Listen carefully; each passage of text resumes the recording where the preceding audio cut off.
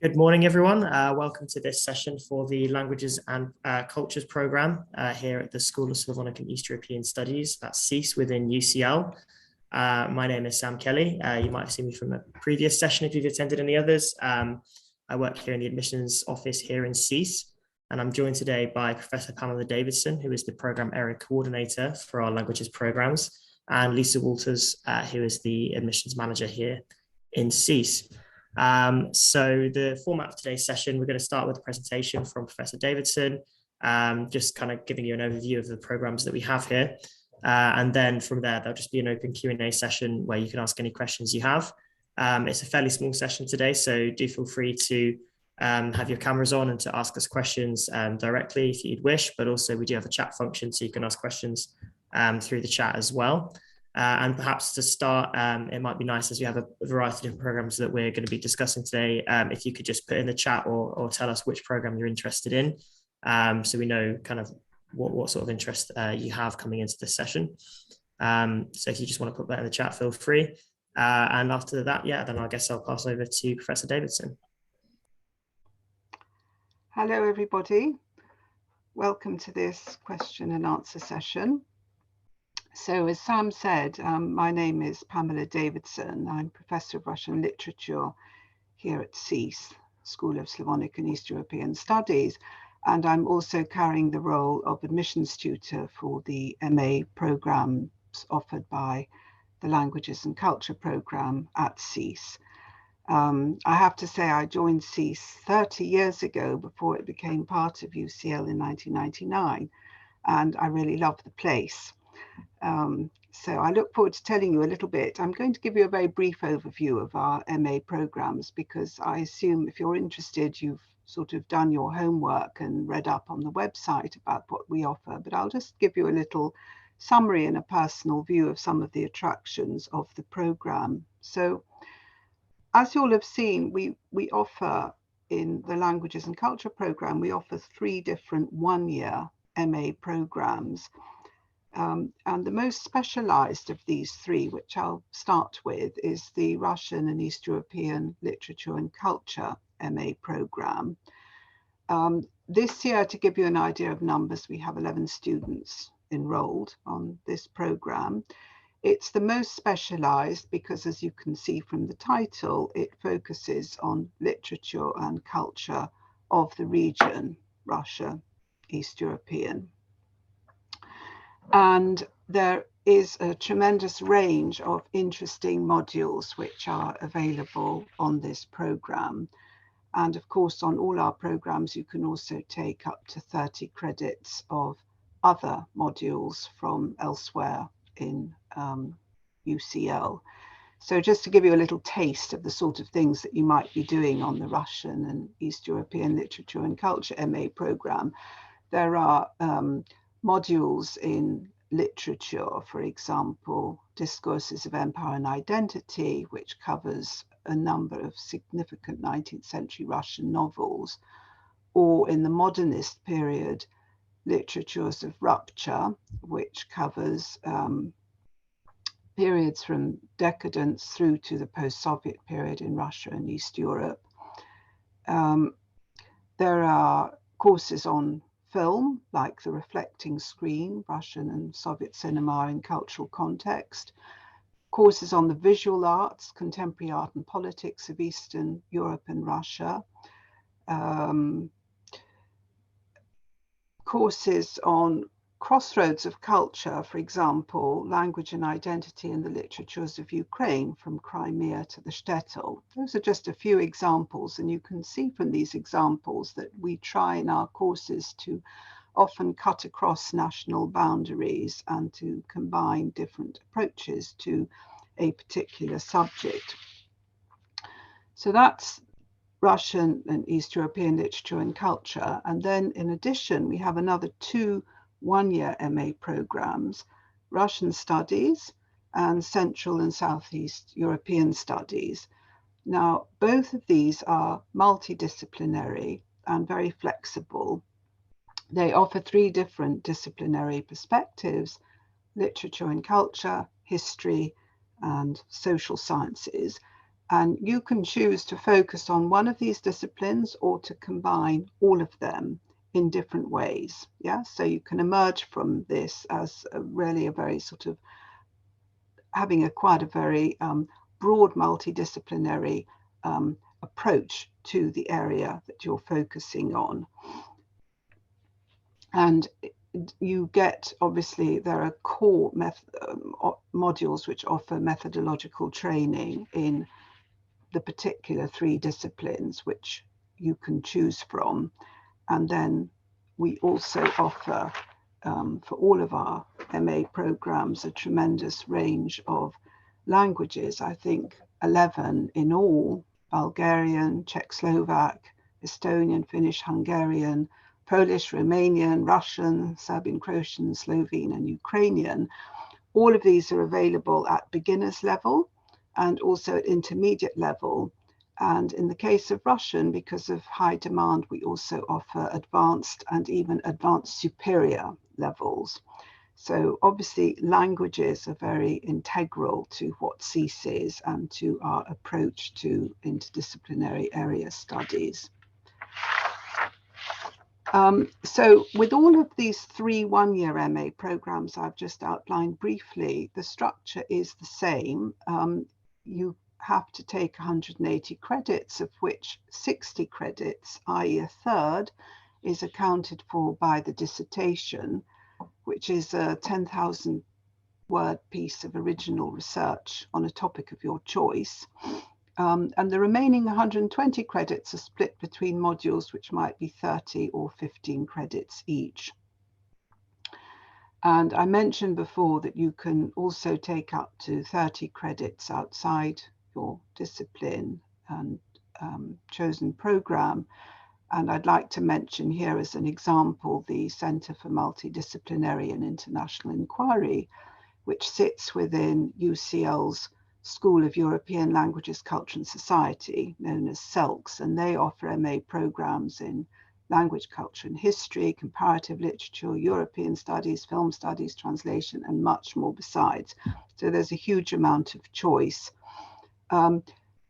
Finally, just very briefly, in case it might interest any of you, we also have a 2-year Masters of Research MRes program in East European Studies. You would, if you're interested in this, presumably be interested in the Arts and Humanities track. And this has a slightly different structure. It's over 2 years. The dissertation is 20,000 words and counts for 105 credits. And again, details are on the website. But this is a very good preparation for a PhD and for really entering the world of research. But so is the MA dissertation. So I think that's enough in terms of general outlines. Please do ask me any specific questions and I can respond to what you might actually want to hear about in more detail.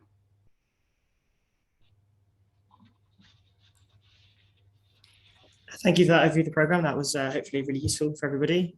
So yes, as I said before, please do feel free to kind of ask us directly. We can just have a chat about any sort of element of the program or SSEES that you're interested in, or you can just drop a message down on the chat there. But yeah, we'll open up questions now.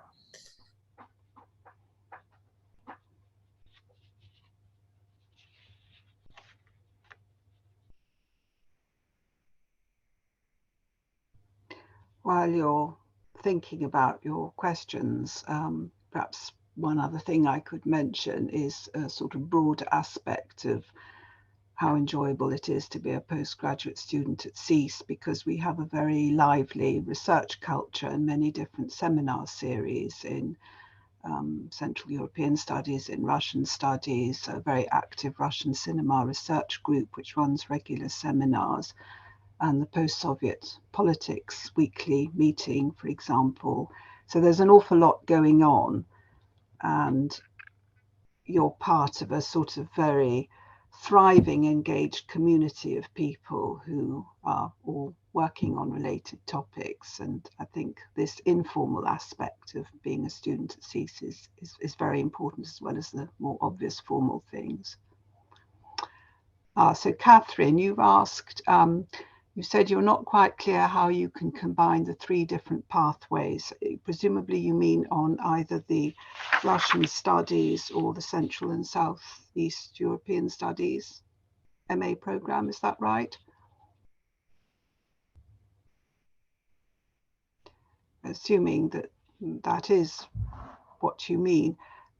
So these programs are designed, as I said, to be multidisciplinary and to encourage students to take more than one discipline.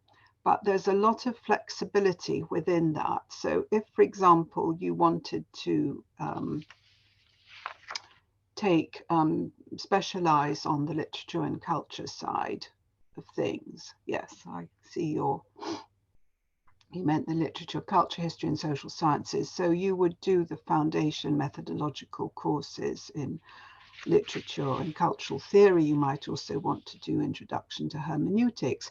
And then you would also be invited to choose another foundation methodological course from the disciplines of either history or social sciences.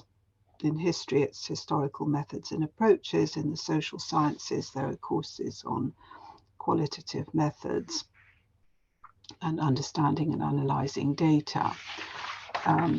And I think you could, Lisa, correct me if I'm wrong, but I think you could actually stretch yourself across all 3 disciplines if you wanted to. But in practice, I think most students might choose to concentrate on one main one, plus the secondary one for this kind of further perspective on their region. Yeah, that's correct. As Pamela's outlined, there are set compulsory modules that you would take, whether you wanted to focus on kind of historical methods, literary or social sciences, and then you have quite a large selection of optional modules that you can supplement those with. So if you did a historical methods course, for example, you could still then go and do some of the film or literature modules as your electives. So they are broad courses. So you can either keep it very broad or you can specialise depending on which area you're particularly interested in. I have put a link in the chat to the programme handbooks, and that link will show the outline of the structure for each program there, so you can have a look through and kind of craft your own program diet, as we would call them. Just to be aware as well that these are modules running currently. We don't yet have confirmed the modules for 2023, which is when I imagine you would be enrolling. They're normally not confirmed until June, July, because staff go on sabbatical or research leave. So there may be some slight changes there, but we hope to offer the majority of these. And there may also be new modules as well, as we have new staff members or new module proposals come in. So just be aware if there's a particular module that you really, really, really want to do, you might want to check with us kind of towards the summer to ensure that's running next year. Yes, that's a very good point. And also, Catherine, maybe one further thing I could add to your question is that a lot of the modules in themselves are inherently interdisciplinary. For example, there's one which is called All Quiet on the Eastern Front, Culture, Politics and Everyday Life in Central and Eastern Europe from Stalin to the present. There are some modules which study, for example, the politics of language identity in the region. And these are already crossing the boundaries between different disciplines. I hope that's helpful.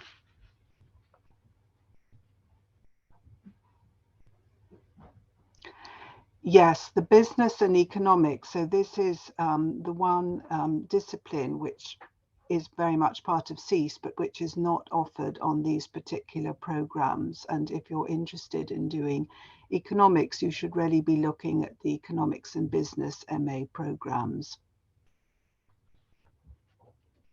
And just to add to that, most of our business and economics modules, even if you wanted to choose them as a kind of elective, it wouldn't fit within the realm of the programme, but also they do usually require you to have quite a solid background in economics. So usually an undergrad economics degree.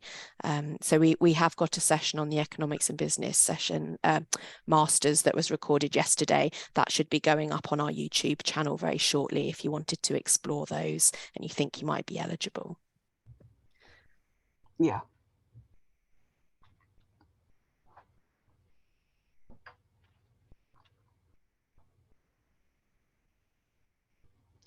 Lucy, I can see you listening with interest. Do you have any particular question, or which program perhaps are you interested in? Overview. Yeah, I don't have tons of questions. I just wanted to sort of drop in. One thing I was wondering, you can do this part-time over 2 years, is that correct? Yes. And so if you do that, how does the balance of that work? Like, is it sort of half across the whole year, or can you stagger some modules in parts of the year? I'm just wondering how that balance, and it's not specific to your subject, it's more a general question, I guess. Yes, well, the dissertation would fall in the second year. And I think, am I right, Lisa, with one other module with 30 credits, is it? I'm not sure if it's an absolutely fixed allocation of credits between the 2 years, or if there's some room for maneuver and discussion with your personal tutor. UCL is normally quite firm that it's a straight 50-50 split. I've not known anyone do it otherwise, purely because of the workload balance and also kind of tutor allocations and things like that. So in your first year, you would have to do your compulsory module, which would be 60 credits, plus then 30 credits of optional courses. And then in your second year, as Pamela has said, the dissertation would take up the bulk of that, which is 60 credits plus another 30 electives. If you had a particularly, strong case for why you needed to kind of load 1 year heavier than the other, you might be able to look at that with the program coordinator, Dr. Young, but I've not known any students in the past few years be approved to do that.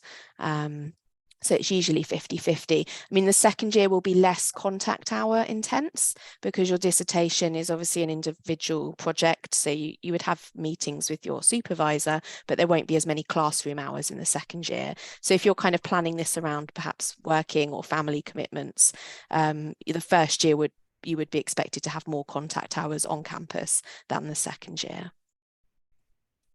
Yes, I think the part-time option is a very good one, and it actually allows you to spend a little bit more time on it than when you're trying to pack everything into 1 year. It's less intense, and especially when it comes to writing the dissertation, I think you're better prepared because you already had a whole year behind you of modules to sort of act as a basis for that.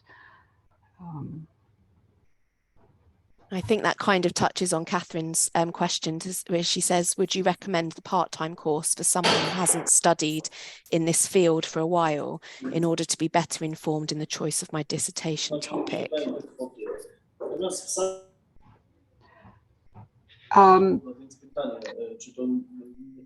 Somebody's microphone is on. Yeah, sorry, that's mine. I've just worked out how to work the microphone. I just meant that, I mean, the reason for the question is that I haven't been working or studying in this area for quite a while. So I think I wouldn't know for a while what I wanted to do on my dissertation. So I wondered if the part-time module was perhaps more appropriate for me. And I am considering that the part-time option for other reasons as well. Yes. Well, can I ask you what your first degree was in? It was in Russian.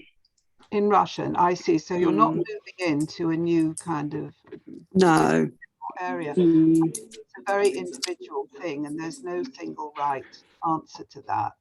You just have to think about whether you want to be thrown in at the deep end and be back in sort of full-time academic studies, or whether, having had a period out of it, you would actually feel more comfortable with keeping other aspects of your life, professional, family, personal, or whatever, going in a kind of more 50-50 balance. And then the part-time option could be very good for you. I don't think you would lose out at all by going part-time. and it might be less pressurizing. But on the other hand, I think it would be wrong to say that the MA is designed in such a way that if you have had a gap in your studies, that you can't sort of come back into it full time and cope with it easily. You certainly could. Yeah, we have quite a number of mature students, particularly in the language and culture area at SSEES, that do come back to study after a number of years out and do it full time. But as Pamela said, I think it's dependent on what else is going on in your life and whether you can commit kind of, if you're doing full-time study, you can expect to be having a between 8 to 10, possibly 12 contact hours per week during term time. And that would then be halved if you're obviously doing that part-time, say 5 to 6 hours a week if you're doing it on a part-time basis. And in terms of the way we work, we have a 3-term year. So we teach in term 1, which is September to December, which we're currently in, and then January up to the Easter break. So normally March, April. Both of those are teaching terms. The 3rd term is then dedicated to exams and dissertation write-up. So there's actually no teaching when you return from the Easter break over the summer. So you can bear that in mind again if you're planning around other commitments. Thank you. You mentioned, I think, the numbers on one of the courses, like you had 11 students. What kind of numbers do you have on the other masters? Oh yes, thank you, Lucy, for reminding me, because I meant to mention that. So I think, yes, it was 11 on the Russian and East European Literature and Culture this year. On the Russian Studies MA, I understand that there are 8 students currently enrolled, and on the Central and Southeast European Studies MA, currently there are 6 students. So it is a small cluster, but I think that's great at MA level. I don't know, Pamela, whether from experience of being in the classroom, obviously the contact time you have with the students is much better than that of perhaps our economics colleagues who have up to 100 students in their classes in some instances.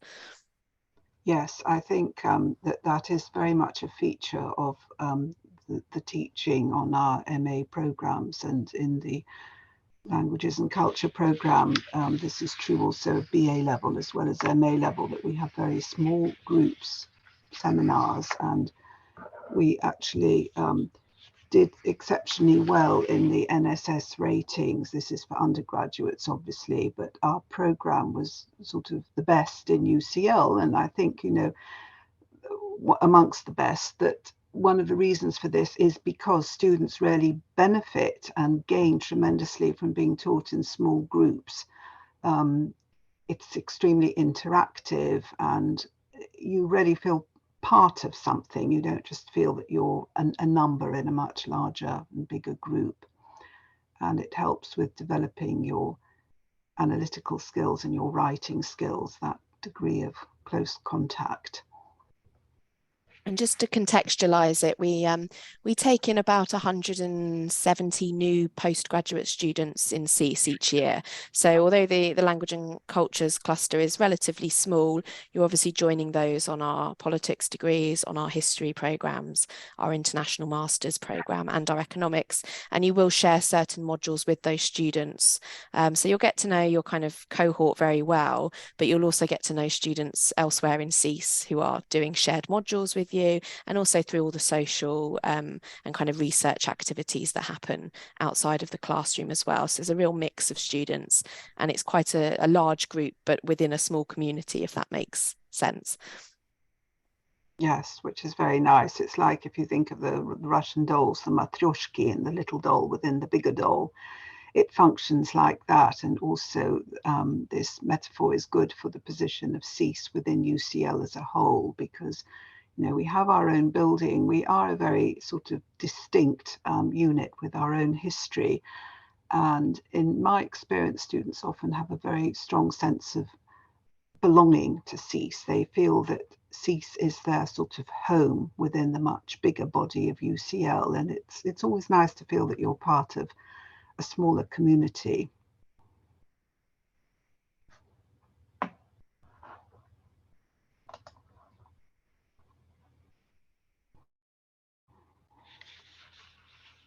Are there any more questions? If there's not, then we can wrap this session up. We have recorded this, so if you want to watch it back, it will be posted on our YouTube channel and also on the SSEES website. But we are a really small group, so use this time if you have any kind of very bespoke questions about your situation or admissions queries. I'm happy to answer as well. And if not, then as I say, we will close the session. But thank you for coming along, and do follow up if you have any thoughts afterwards and you wanted to get in touch with us. Applications do close on the 31st of March, so you've still got plenty of time to think about your applications.